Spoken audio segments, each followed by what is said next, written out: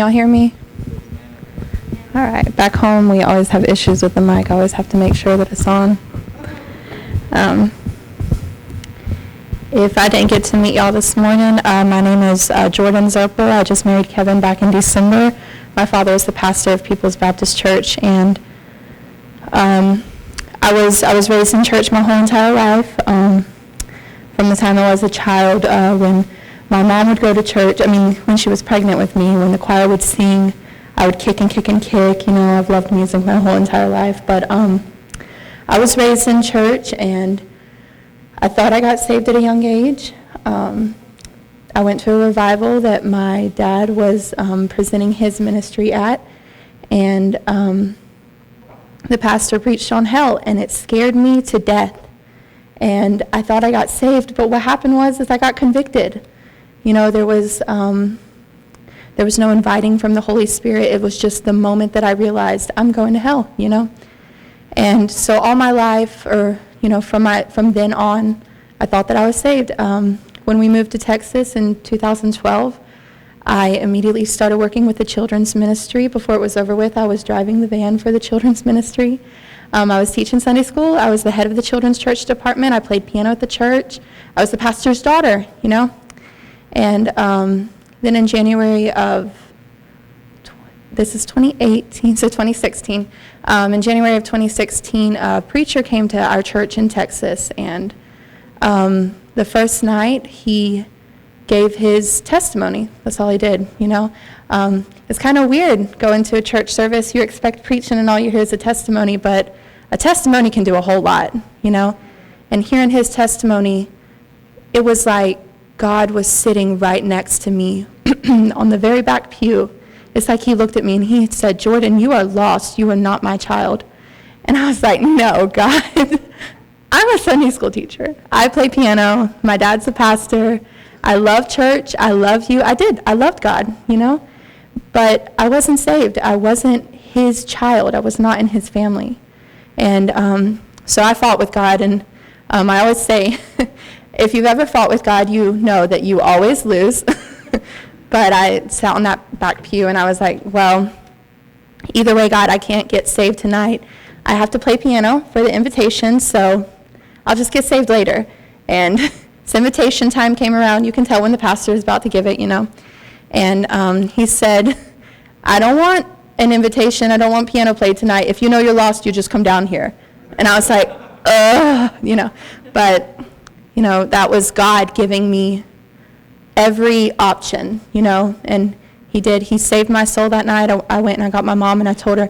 She looked at me like I was crazy. I said, "Mom, I'm lost." And she said, "What?" But, you know, God saved my soul that night. And, you know, all my whole life has been wonderful. I've been raised by great parents, but my life really started on January 11th, 2016, you know. I want to thank God for giving me a great church family, for putting Chrissy and David in our lives, you know. I know y'all miss them so much, but you can't have them back. They're mine now. I love them so much, and I love the ministry that we get to do. You know, God, he doesn't, a lot of the time we think that a revival has to happen when a preacher comes to our church for a week and tells us, you know, good news or really pumps us up, but revival can happen in our hearts at any time, you know. And that day I got saved, that was a revival in my heart. And in the last 2 years, there have been moments where I have been revived by Christ, you know. I want y'all to listen to the words of this song.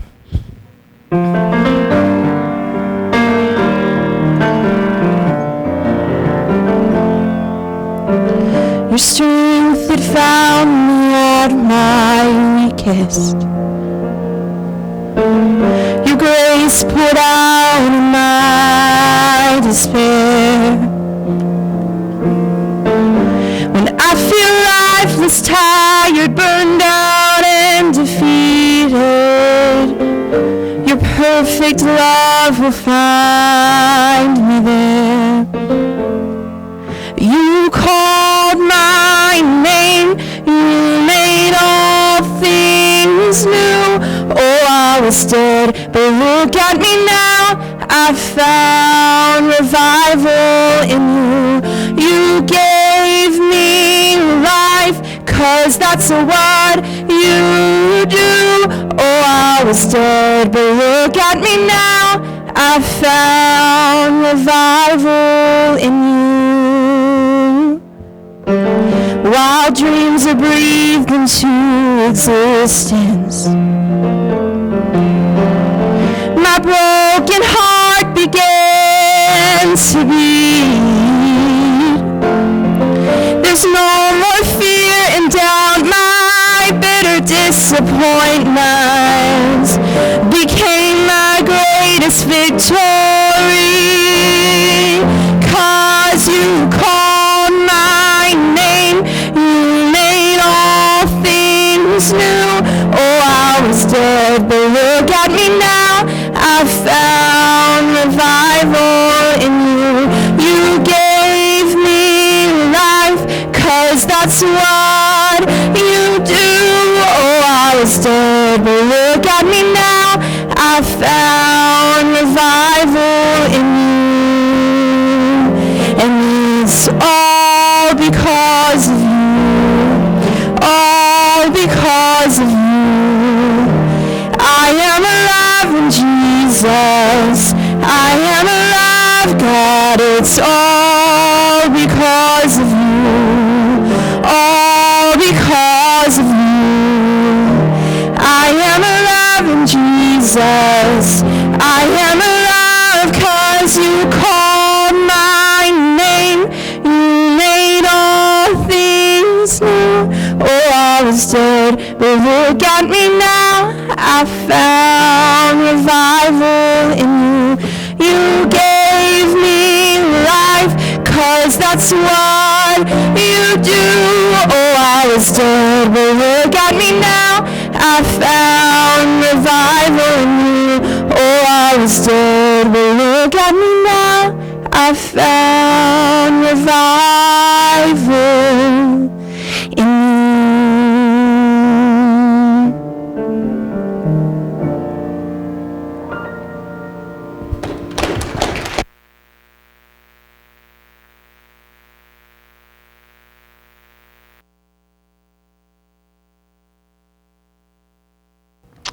I tell you, it just gets gooder and gooder and better and better. Amen. Thank you. Appreciate that, Jordan. Well, now, Kevin is going to come, and he, of course, he and Jordan are husband and wife, and they are at the People's Baptist Church in the Roll-Off Enterprise thing, and they're there with them, and with David and Chrissy, and so DJ is here. So come on up, Kevin. We'll turn it over to you and let you say whatever the Lord lays on your heart. Amen. God bless you, son. Let's pray together. Father, I thank you for Kevin. Now just anoint him.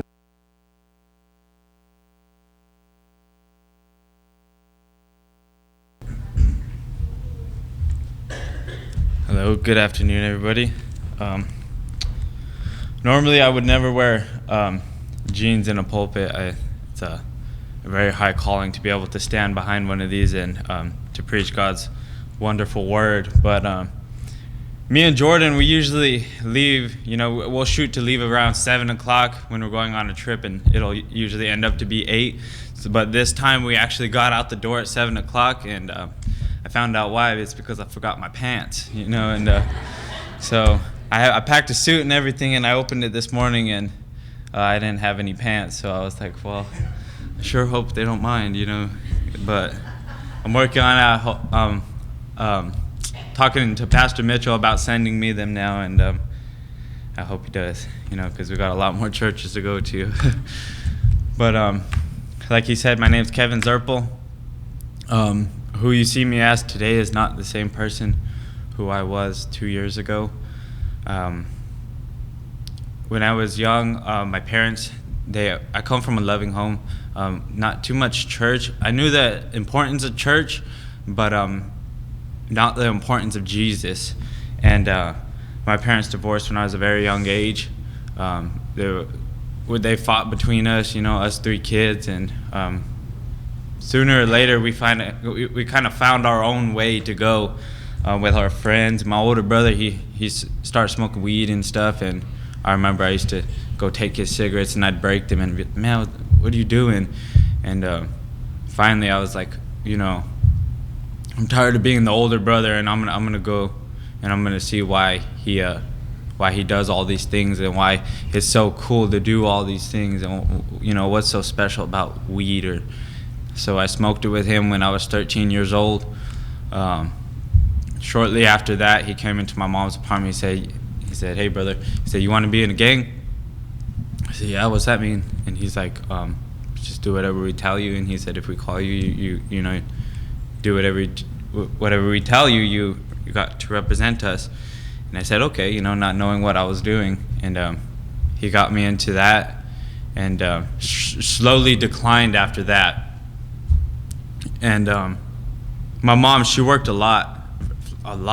Sometimes we'd have to sleep at her hotel because she'd be doing graveyards. She'd wake up, take us to school, and go to another job. And we had a lot of time on our hands. She would never be home, so we'd go and hang out with our friends, and that's where we found our influences. And it went on that way. I never really tried anything harder than that. I was like, I'll never do anything harder than weed. Weed's a plant, I was like, there's nothing wrong with that. That's what I always thought. And when I was in high school, I met my friend Junior, and I first got introduced into pills right before that, so I was selling him pills, and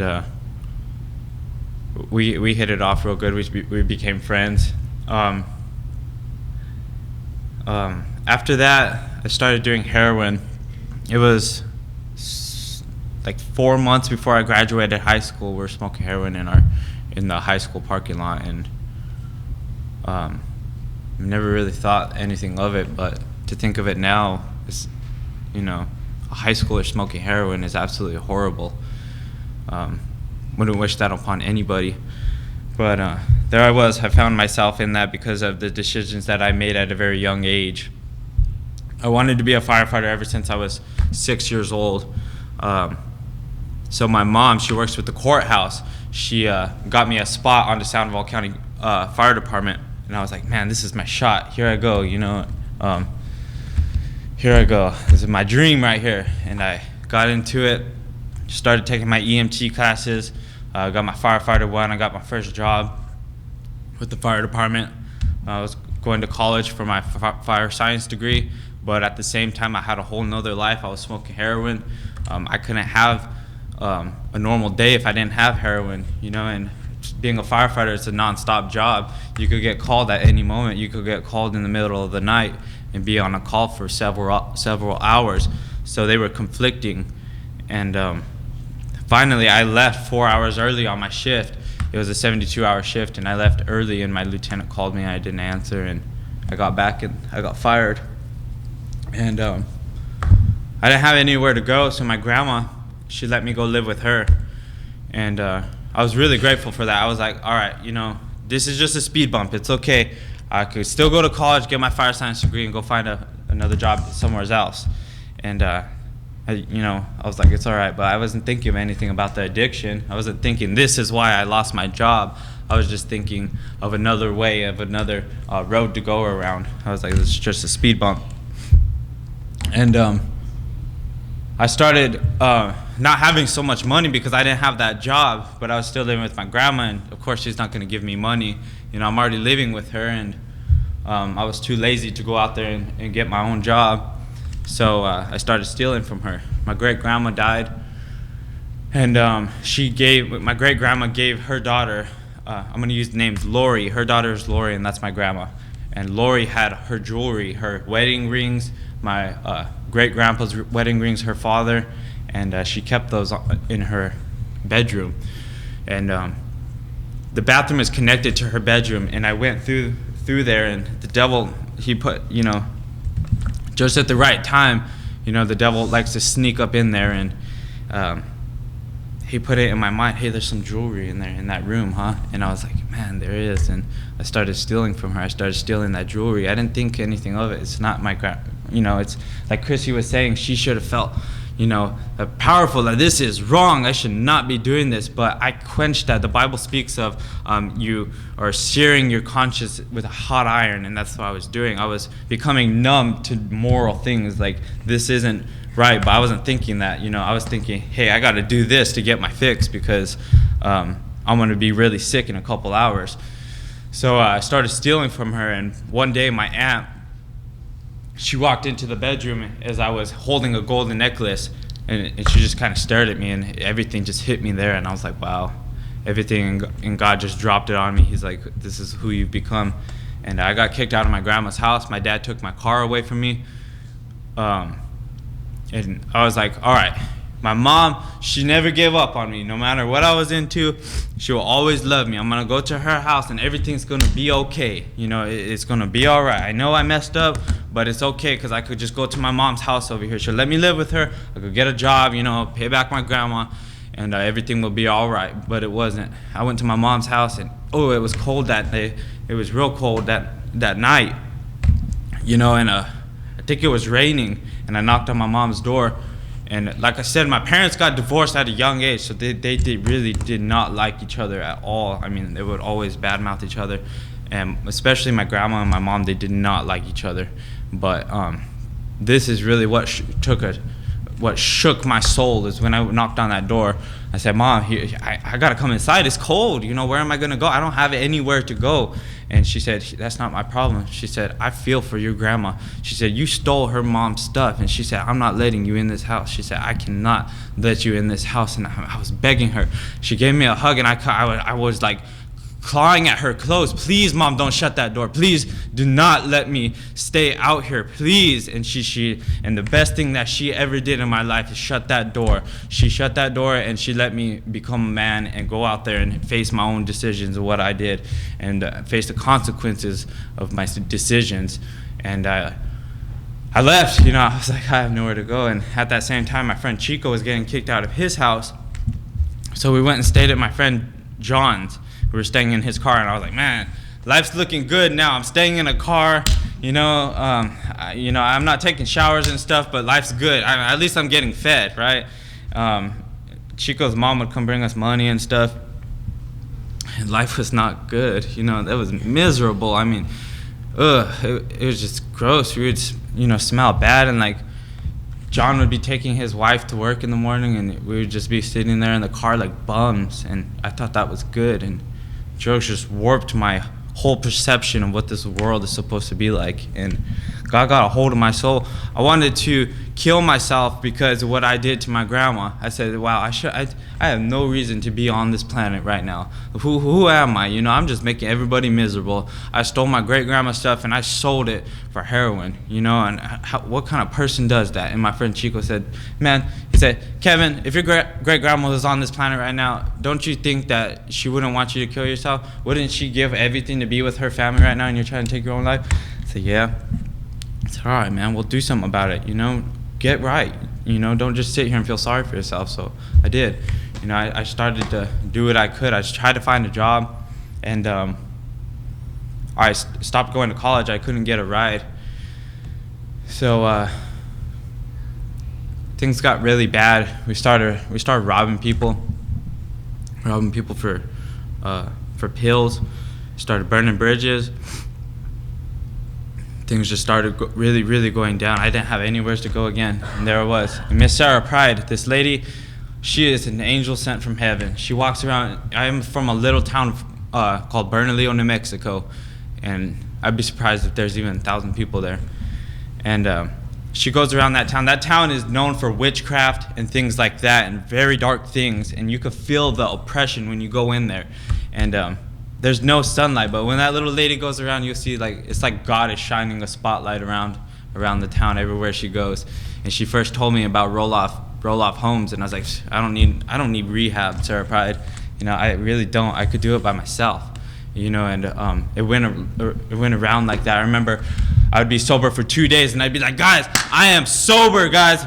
Glory, I am sober. I'm doing so good right now. My friends are like, yeah, man, you're doing great. That's 2 days, man. That's longer than I've ever done. And I was like, yeah, and we thought it was great. We thought it was awesome. And shortly after that, I'd go back into it because I was like, man, I'm sober right now, so I could go do it without being sick, without being addicted. And it wasn't the case. Of course you can't do it. It's never one time. I always heard that, but I never really applied it to my life, it's never one time. It's always one time turns into 4-month binge, and there you are back on the street, you know. And Sarah Pride told me about that place, and I kind of blew it off. You know, like I said, I didn't need rehab.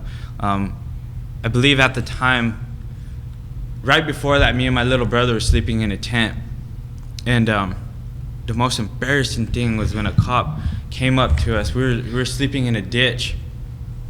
We stole a tent from Walmart because we didn't have anywhere, and it was so cold outside. We needed some kind of shelter from the rain.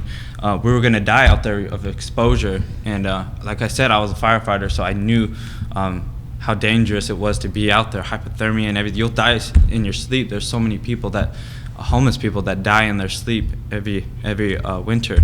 So I was like, all right. And we were staying there, and it was like a culvert for the water to go through, and on the other side of the wall are houses, and that guy heard us talking, so he shined his flashlight down there, and he seen a tent. And he's like, man, someone's sleeping down there, like, so he called the cops, and we came out, and he's like, he was expecting to see some bum, like, so I don't mean to say bum, but like an old homeless man with a beard and everything. Here comes out 2 teenagers, and he said, what are you guys doing? He said, you guys sneak away from your house to come sleep out here, or you think you're camping or something? I said, no, we don't have anywhere to go. This is where we stay, you know, this is our house. He said, this is your house? I said, yeah, you know. I was like, you know, we're on drugs. My parents kicked us out. And he said, well, you guys can't stay here. He's like, I'm sorry. He's like, they found a little bit of weed on us. And the other officer looked at it, and he said, you think we should take these kids in? You know, and the other officer's like, nah, it seems like they have a bad enough life as it is. And my little brother, he never gave up on us. He actually became homeless for us. He will always help us. My mom said, if you want to help your brother so much, you go be homeless with him. And he said, okay. He thought that he could help us. And when my little brother went to rehab, he was on drug court because of some charges he got, some drug charges. He was on probation, so he had to go to rehab because he had a dirty drug test. And when he got out of that rehab, the first thing I did was call him and say, Chris, hey, you want to go get some heroin? You know, because I was withdrawing. You know, I was still in the same place. Just because he got sober doesn't mean that I randomly and miraculously did. You know, I was still in the same place as I was when he left. And we were standing outside of my drug dealer's house, and he said, I started crying. I was like, Chris, it's so hard. I said, Chris, it's so hard. I said, I'm trying to quit. You know, I'm trying. I said, Chris, it has a hold of me, you know, and he started crying. He said, brother, he's like, when I get out of rehab, he's like, I'll be homeless with you. He said, I'll help you. You know, he said, I'll be homeless with you. And my little brother, man, he has such a pure heart. Nobody should ever be homeless for someone like that, you know? I was like, man, what am I doing? My little brother, when he gets out of rehab, there's nothing that I could tell him to make him go and do good. You know, he's going to be out here with me, and I'm going to drag him down. So I was like, you know, I got to do something. I got to get sober. I got to do it real quick. I went to my friend Casanova's house, and I was like, man, I got to get sober. And he said, all right, you can stay here, you know, stay here, and because you could just sleep it off. I said, all right. I started taking Suboxones so I wouldn't withdraw. And I was like, all right, you know, I'm doing it. I'm actually doing it, you know. And no matter how hard I tried, it was always there. It was just down the street. I could get it. And I finally went to my friend's house. His name was Anthony Vigil. And I was like, hey, man, I'm getting sober. You know, do you want to hang out? I don't have any friends now because all my friends are heroin addicts. And he's like, yeah, man, come on. I'm going up here to Espanola. And I was like, okay, cool. And I went up there, and I was like, you don't have any Xanax or anything? I'm really anxious. And he's like, yeah, man. He's like, wait until we get back to Rio Rancho. And I was like, all right. So we went over there, and he gave me way more than I have ever taken. And he's like, if you don't take this, then I'm not going to give you any. And of course, I'm sitting there anxious. I'm like, all right, you know, I'll take it. And stupid me, I was going up to go meet his friend. I called Sarah Pratt. I said, Miss Sarah Pratt, I gotta go. You know, I'm gonna come meet you. I gotta go down there to that place. And she's like, all right, Mr. Zerpel. She's like, Kevin, you better come over here. She's like, don't be setting me up. And I was like, okay, no, I promise, I'll be over there. I just gotta run to my friend's house real quick, and I'll be right over there. And I hung up the phone, and I blacked out. That's the last thing I remember of that night. And I went over there to my friend Anthony's house, and I tried to fight his dad. he ended up getting kicked out. He didn't have nowhere to stay. His girlfriend broke up with him, and I ruined his whole life in one night, and I didn't even remember it. I felt so ashamed of myself. It's like, Lord, God, I was like, I don't know what I'm doing with my life. And I called Sarah Pride that next morning. I was like, Miss Sarah Pride, I can't do this anymore. I told her what happened with Anthony, and she's like, all right. She's like, you stay there. I'm coming to pick you up. She's like, she's like, I don't trust you. You're not getting a ride over to my house. She's like, I'll go get you. And I went over to her house, and I stayed sober for 5 days, and I didn't withdraw. And normally, if you just quit heroin like that, it's like an immense fatigue. It feels like you got the flu, but by a million, and you know that it's just right there. So you're so anxious, and the devil's in your ear every second of it saying, come on, man, just go over there, just go right there, it's right down the street, come on. You know you can get it, so it's like you're getting torn apart because you know what's right and you know what you have to do, but it's just right there, and there's no help in New Mexico. The rehabs that my little brother went to, there was heroin right in front of him at the rehab. They had drugs in there, they had alcohol in there. It was not a rehab, it was a place to go hang out, out of the world, so you didn't have to pay any bills. It was a rent-free place for them. And I was like, I don't have any help here, and what else am I supposed to do? And I was like, I need to stay here at Miss Sarah Pride's house. This place sounds great. And I didn't know it at the time whenever I went to Sarah Pride's house, but she's like, Mr. Zirkle, she's like, Kevin, she's like, Pastor Stan over there, she's like, he just got his kidney taken out, and he's willing to come over here and get you. She's like, he wants to drive 13 hours to come get you because he knows how bad you're struggling. She said, he doesn't want to see you go back in there and start doing heroin again. And I said, oh, wow. So like, he just got his kidney taken out. He's trying to come get some random person. I said, that's got to be something more to that. There's nobody in this world that would do that unless they have some kind of something special about them. And I didn't know that specialness was God. But I was like, all right, I'm going to stick it through. And she helped me, and she helped me. She called. I would make calls. I'd be laying there on the ground in the parking lot, and she'd be making calls for me. She did more work to get me to that rehab than I ever did. And I'm eternally grateful for her and for God for using her in my life. And finally, I got my ticket after. It was probably almost a month, and I was like, all right, I'm leaving tomorrow. And I went over to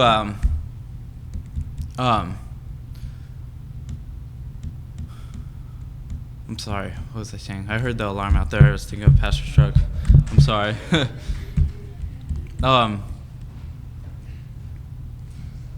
Man, I'm as bad as Pastor is, huh?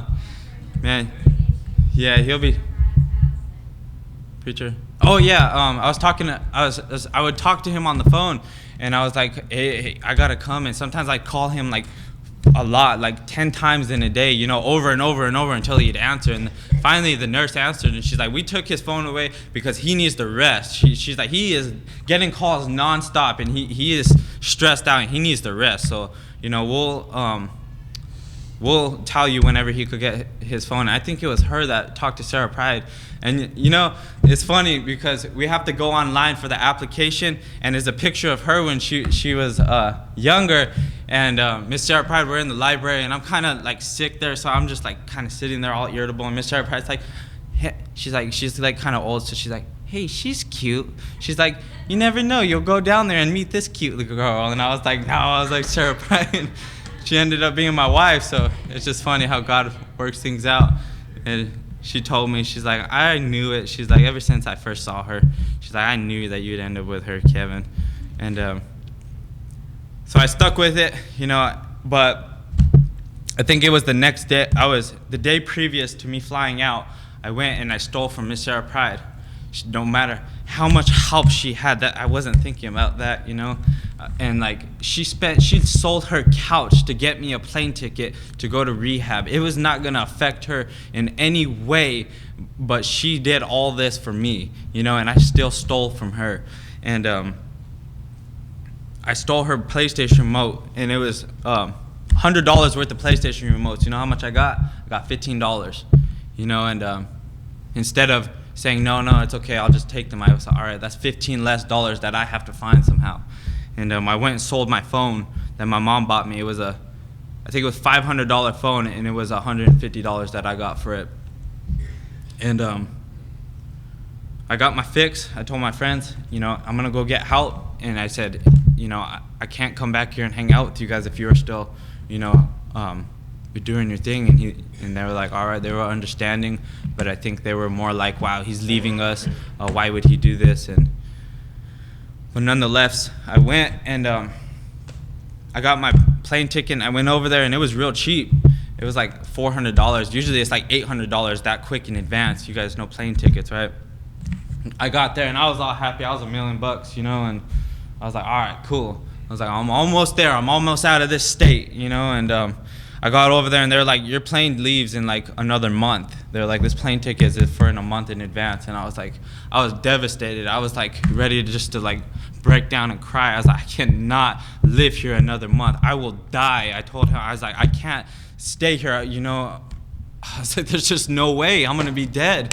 I was like, I don't even know if I'll make it another week. And he's like, where are you going? I said, I'm going to rehab. And he said, you got the number for down there? I said, yeah, it's Pastor Mitchell. And he called down there to make sure that I wasn't lying. And he made his calls, and I don't know how he did it, but God intervened there. God stepped in, and he gave me a plane ticket for the same exact price without us having to pay another $400. And I praise his holy name for that. And it just worked out so perfectly. God was just in it. And Miss Sarah Pride would say, that's God, that's God. And she would show me things that God was doing that would stick into my mind later on whenever I was in rehab. And I went down there, and she really talked this place up. Have you guys seen the commercials for like the Malibu in California? There's like this really nice rehab, and it's like, come visit us, and like, my friend, one of them called, and he's like, yeah, I don't have $10,000. She's like, I guess I won't get help. So I was like, all right, But she talked it up like that place did, like that commercial does. She's like, Kevin, there's horses down there. She's like, you're right off the beach, you're going to have fun over there. So Pastor Mitchell, I don't know if you guys have talked to him, but he has a real deep voice. And really what I imagined was like this big like cowboy guy that sits on a horse and like talks to me, and he's like, hey brother, and I'm like, well, this is where I'm going, so I'm going to learn how to ride a horse and do hay and all that, what you do on a farm, and I was like, okay, that's cool, that's better than being down here, being in like a gang and stuff, and wasting my life away. But I came down here, and I was like, when I met Pastor Mitchell, he is nothing like that. He is not a cowboy rider, and like, but I mean, he don't mind getting his hands dirty, and that's why I respect him, but like, he's not a cowboy at all, and I was like, man, this is not the guy that I expected. And that was my first flag. I was like, all right, like maybe this isn't what Miss Sarah Pride was talking about. And it was about 12 o'clock when I got in. I got my bags, and I fell asleep, and I woke up in the morning, and I was still kind of, it was taking a while to get out of my system. So I was like, all right, I'm still good. I'm not sick. I was like, thank you. I am not going to be withdrawing through this. And I believe that God took it away from me, took that withdrawal away from me for 5 days when I was at Sarah Pride's house. But on that 5th day when I got high, God took that mercy away from me, and he said, I'm going to let you go through it. He said, I'm going to let you withdraw harder than you've ever withdrew, because I believe that he wanted to test me, to prove to me that I wanted to be there. And I got there in that morning, and I woke up, and there was nothing. There was like fields of like grass, and I was like, where's the horses, It's like, where's the beach? I was like, there's no beach. I just see Milo. I was like, what is this Milo you speak of? And it looks like corn. And I'm from New Mexico, so I was like, the green's kind of nice, but we're across the street from a cemetery, and I was like, wow, so I guess if I die, it's not that far to take me, and they could just like dig a hole and throw me in there. But I woke up the next day, and man, I woke up so anxious, and everything just hit me so hard. And Pastor Mitchell, like I said, he got his kidney taken out. He had kidney cancer, and he had to get it taken out. So he was going up to MD Anderson for checkups to make sure that it's not spreading, or to make sure that it hasn't come back.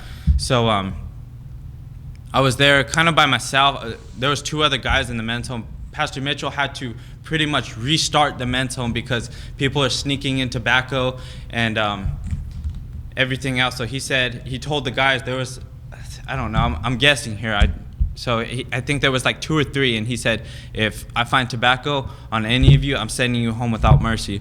And he found it on all of them. So he said, I either got to be a man of my word, or or a liar. And he said, I'm gonna be a man of my word. So you all need to go home.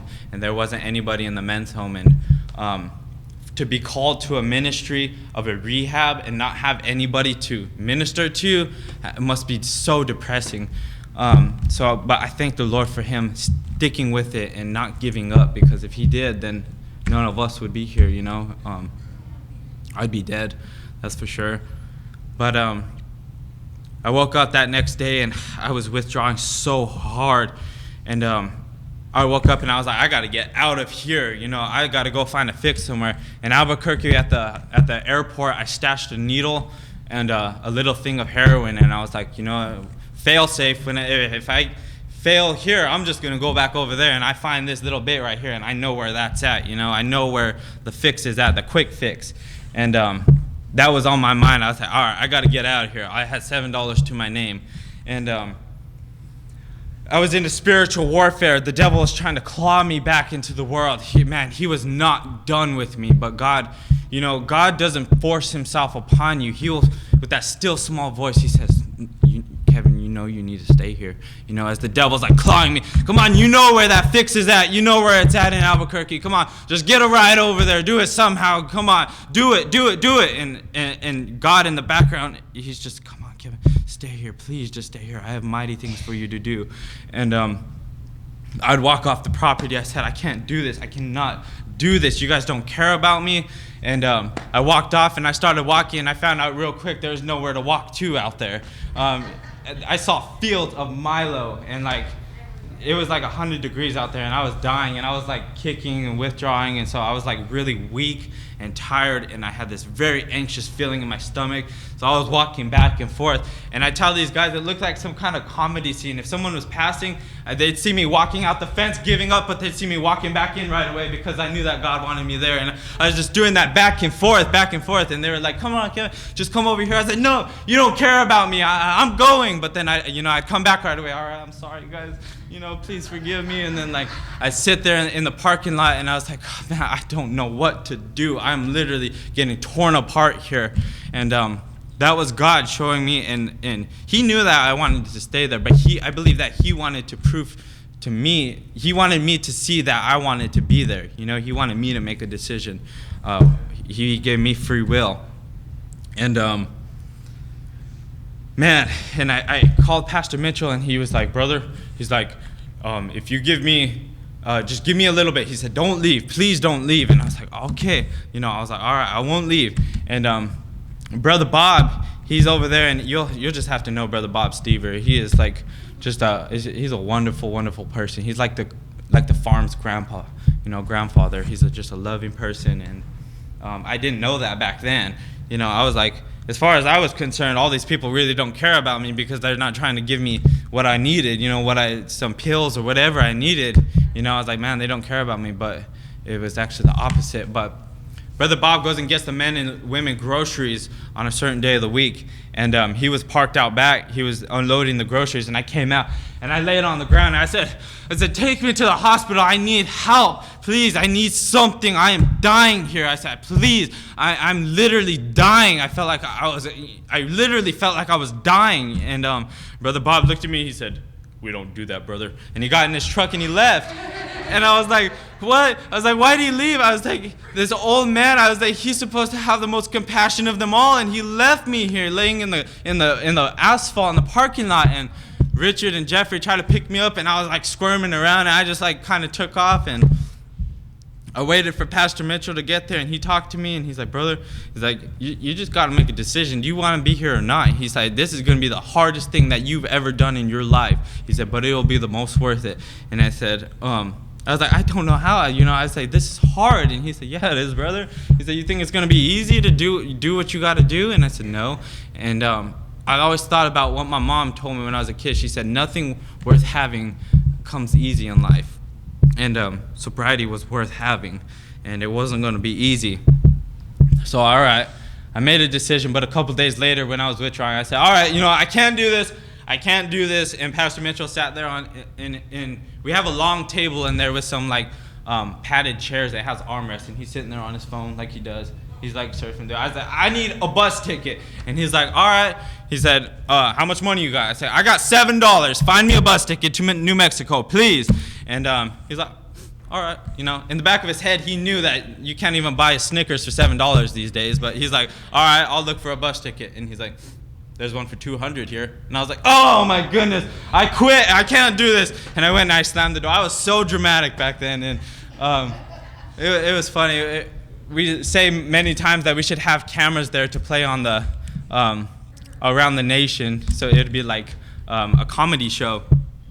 And I came back out, and he took me around his around the farm. I went for a ride in his truck, and he said, brother, something that stuck with me for forever and still today. He said, brother, he said, you haven't been where I am, but I've been where you're at. He said, brother, I can tell you right now that it's worth it. And normally, I would tell that person, you haven't been where I'm at. You have not been on heroin. You have not been, withdrawing. You have not felt this ache, but Pastor Mitchell has. And he could relate to me, and he has gone through that. He went to prison, and he made a false confession, and he was telling me about his testimony and how he got saved. And he said, brother, he said, who I am today, why I'm sitting in this truck and being a pastor and everything I have is because I made that first decision with God to go with him. And he said, you need to make the same decision. And I was like, all right, and he gave me melatonin. He said, and I tried to, how do you say, bargain with him. I was like, all right, Pastor Mitchell, I was like, I can't get a bus ticket, but can I get a pack of cigarettes? I'll only smoke one, and you could throw away the rest. And he's like, brother, I can't do that because whoever comes in here, I have to do the same exact thing for them, and he's like, that'll just turn into a whole nother thing. That's one thing about Pastor Mitchell is he is fair to everybody, and no matter how much it may stink, he is fair to everybody. And he always says, oh, I used to not like when he used to say that. Me and Jordan were dating, and we kind of set the precedent for it, and he said, no. He would always say, if I let you do that, then I'd have to let everybody do that coming after you. And, oh, man. But it's true because, in a man of his authority with however many people come through every year, you got to stay firm on that. And I'm thankful he does. But he never gave up on me. One thing that he showed me, and he gave me such a big hug, and that made me feel so good because I haven't had my family in 4 years when I got down there. I broke all my bridges. I burned them. I blew them up with a bomb. I shot them all to ashes, and I blew the ashes away with a giant fan. There was nothing, no remnants left of those bridges. And I was just so hurt and broken. I felt so alone. And he said, brother, he gave me Psalms 3 verses 5 and 6, and not trust into your own understanding. I don't want to misquote it, but acknowledge the Lord in all your ways, and he shall direct thy paths. And I was like, all right. And he said, come here, brother. He said, give me a hug. And I gave him a hug, and I squeezed him so tight, and I hurt his ribs. He never lets me forget that, too, always. Oh, yeah, father-in-law, and he's always like, here, brother, you almost broke my ribs that day, ha, ha, ha, and I'm like, all right, I'm sorry, and let me live it down already, and, but man, it felt so good for someone to finally love me for who I was and not for see me for what I have done in the past. And I have done so much hurt and so much wrong, and he knew that I wanted to make that up and make it better. And I wanted everything to be right. I came to rehab. I want all my friends and my family to like me again. I want them to love me and care about me. I was like, everything's going to be fine because I came to rehab. I'm sober now. Why would they not like me, right? And I called my dad, and it was the most awkward conversations you will ever hear. Because Pastor Mitchell, he has to listen to the calls to make sure they're not talking about anything they shouldn't be. And I'd be like, hey, Dad. He'd be like, hey. I'd be like, how you doing? He'd be like, good. And I was like, it was just weird. We haven't talked in 4 years, and conversations like that were it's still kind of weaning off now, but it was just really weird. And my mom, she yelled at me for like the first 3 months that I called her. Like that, it was just like 15 minutes of yelling, and then, all right, I love you, son. It's like, all right, I love you too, you know. But she saw that I was serious about it. She thought that because I would go to church in Bernalillo, me and my little brother, we'd go to church. Mom, praise God, you know, it's so good. I love church. Mom, come on, you got to come with us sometime. You know, we read the Bible. But then on the other hand, she'd see us over here partying and this and that. She's like, I don't want none of that. I don't want none of that. My mom is Catholic. So she's like, why do I want part of that religion? You know, that's not real God. And I was defiling God's name. And I'm happy that he didn't take me out of this world, because he very well could have. And I would do heroin in that bathroom of that church and try to go worship God afterwards. You know, I would give him the pennies in my pocket when I had $50 for some heroin, you know, and absolutely miserable. I was not godly, and I was not a Christian, you know, and I would sit there and try to fake my mom into believing that I was a Christian. And she would see that, and she that is what she thought that was going on down here. She's like, he's just in another place doing the same thing. He's down there. And I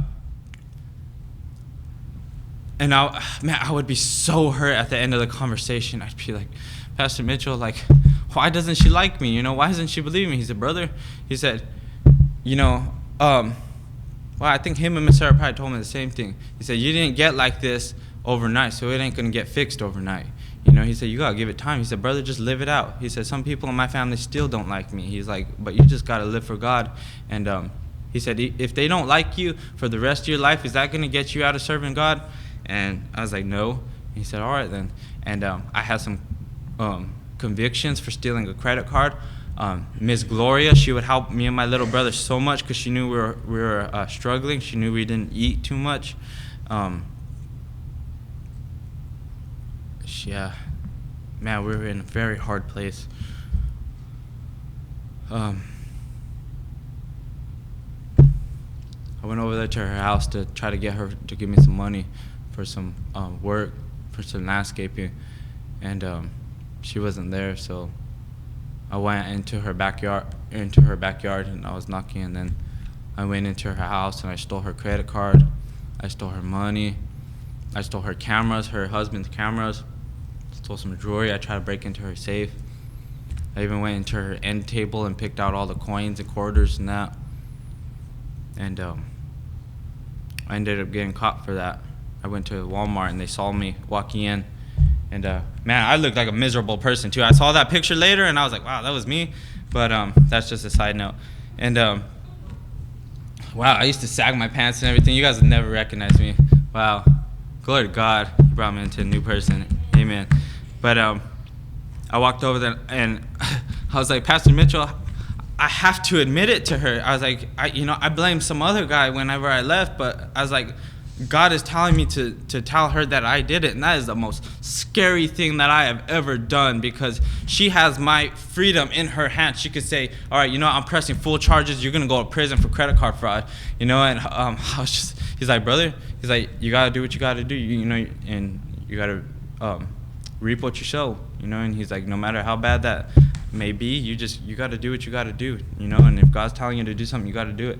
It's like, all right, so I went to her house fully expecting her to call the cops and press charges and everything, and as I just start crying, I was like, Miss Gloria, and like I couldn't talk for the first 5 minutes when I was there, and I said, I stole your credit card. I said, I broke into your house and I stole your credit card. I said, I stole your money. I said, I stole your cameras, and wow.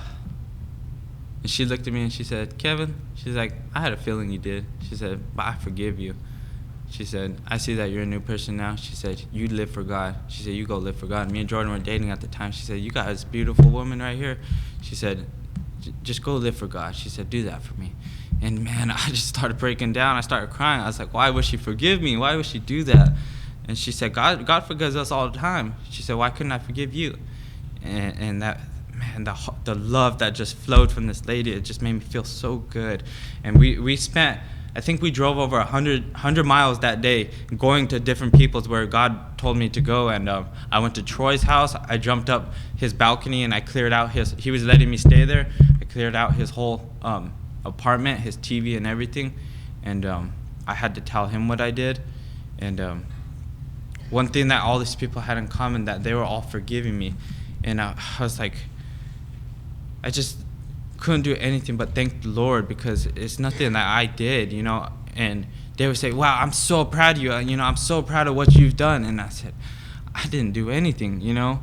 What I would have done was left 3 days in and go get some heroin, you know. But God, he kept me here, and he worked in me. And there's nothing special about that farm down there, absolutely nothing. It's 400 acres of grass, and the buildings, they're falling apart, you know. The ministry has lost a lot of its support since the roll-off days, you know, and it's kind of declining, and absolutely nothing special about it. But God is there. God is on that land, and that is what's special about it. And Preacher Mitchell will be the first to tell you that it's not him, it's God. And these people have an immense love for drug addicts and alcoholics and people suffering from addictions, and I have not seen a love like that anywhere. Me and my little brother were going to rehab at the same time. He was over there in a state rehab, and we were riding back and forth, and he would tell me, yeah, this person, they're smoking heroin in front of you, but I'm not doing it, brother. It's okay though. And I said, dude, you know, I wouldn't be able to do that, you know. And I'm thankful for Pastor Mitchell cleaning house before God brought me there, because I wouldn't be able to stand here today and share my testimony with you guys. I got saved on May 5th, 2016, I believe, or May 22nd, 2016 at 12:18 p.m. And God made me into a whole new creature. I got onto fire, started telling my brothers about Jesus. I remember my little brother just told me about, or my mom did, and I never knew this. She said when I used to call over there, he'd be like, ugh, I don't want to talk to Kevin. He tells me about the Bible and like a bunch of scriptures and stuff. Like, I don't want to talk to him. He tries to tell me what to do. And now, 2 years later, my little brother's down there at the rehab. He's getting some help. And now he's telling my mom about scriptures. And my mom's like, isn't it funny how God works? Now he's doing the same thing you were doing. I said, Mom, it's just the Lord. You know, it's nothing that we have done. It's nothing special about down here. It's nothing special about Pastor Mitchell and Miss Lee. You know, all they do is love on people and try to do what God tells them to do. I'm going to just be straight honest with you guys. The bigger part of the funding for that ministry is it's an RV park. It was given to the ministry by a sweet couple, and when they passed away, they gave it to the ministry to be able to support them. It slowly became more about that RV park and about the men's home than the whole ministry in a whole, about the property and about the men's and the ladies' home. So they had a church vote, and they sold that property going out on faith. And it's a very scary thing because in a couple years, if they don't have support, then it will shut down. They do not have any help other than that park. But I believe that God is able, because things with men that are impossible are possible with God. And that's what me and my wife are going to do. We're going to go around the country and tell other churches about what God is doing down there.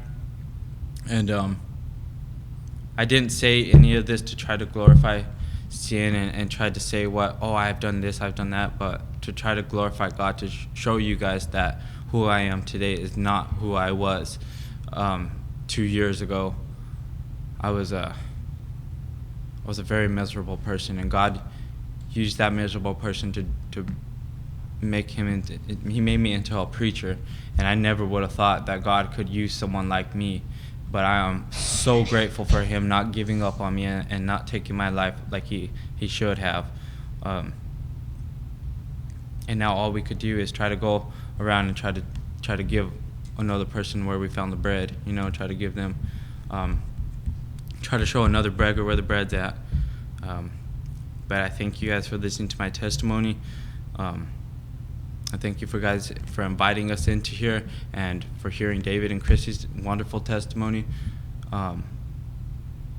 Oh, man, I got to tell you this. I'm sorry.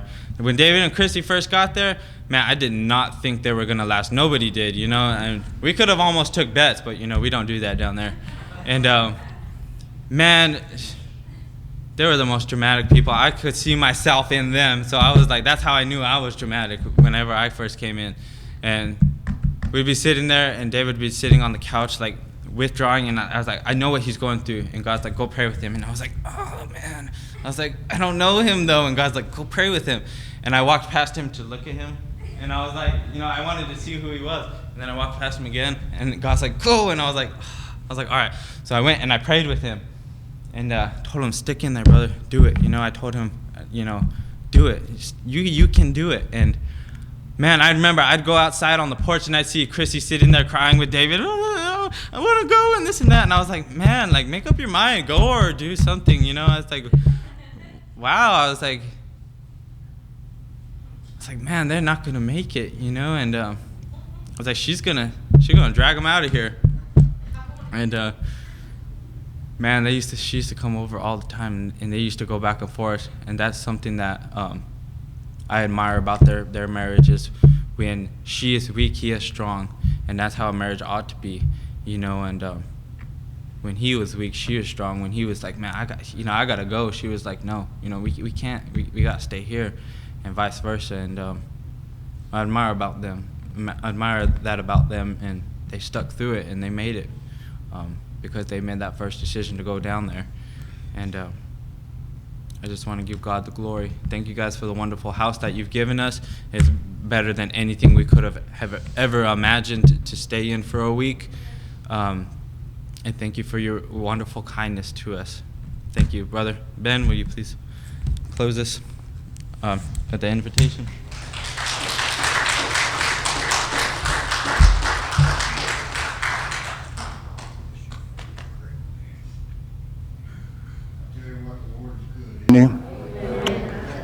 Just think about all the suffering that's in the world out there and in places that are really trying to help people. It's a call, it's a ministry, so I appreciate everything that we've heard here today. Amen. We might try to get DJ up here, and then we get him up here maybe Wednesday night or something. We'll talk to him about that and see, because while we got him here, we need to learn all we can. Amen. And hear all the things that God is doing, because a testimony is telling somebody else. And so that's what Jesus has commanded us to do. And so I'm being blessed by just having these folks here. And I know that you are too. Started being blessed when everybody went to work and started getting the house ready and plans were being made. And I was just really thrilled to see the dedication that everybody put forth to make all this possible. So we got the blessing, amen, and now we're getting the blessing now. So we're just enjoying this. Would you stand with me, please? We're going to have our invitation and give you an opportunity to respond to this any way that you feel led to do. Maybe you would like to rededicate your life to Christ tonight. Maybe the testimony part has touched us, and we realize we need to be out there telling everybody about how wonderful Jesus is and how he can save us and how he does save us and how he then just guides our lives if we'll let him and turn them over to him. As I said this morning, Lordship, make Jesus Christ the Lord of your life. It'll change, and it'll change for the better. All right, the invitation is on the wall. Without him, I can do nothing. Amen? Let's give him a hand before we sing, okay? Without him, I can do nothing. The prayer altar is open for anybody that would like to come and spend there. Like me to pray with you, I will.